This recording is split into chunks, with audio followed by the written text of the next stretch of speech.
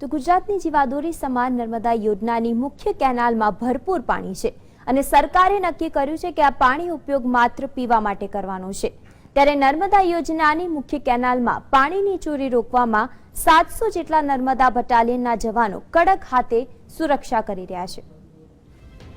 કેવડિયા કોલોનીમાં આવેલા SRP group 18ના જવાનો નર્મદા યોજનાની મુખ્ય કેનાલની સુરક્ષા કરે છે। આ ટીમ નર્મદા બટાલિયનના નામે ઓળખાય છે અને દિવસ રાત નર્મદા યોજનાની મુખ્ય કેનાલની સુરક્ષા માટે તૈનાત છે। 700 જેટલા એસઆરપી જવાનોને અલગ અલગ સ્થળે ટીમ બનાવીને મોકલવામાં આવે છે।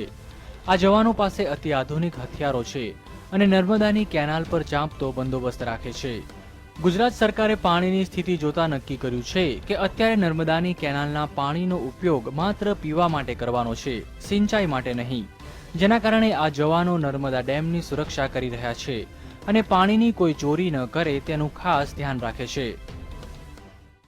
મેન નર્મદા ડેમથી આગળ જે કેનાલ ઉપર છે આશરે 700 જવાનો હથિયાર સાથે પાણીની સુરક્ષા કરી રહ્યા છે।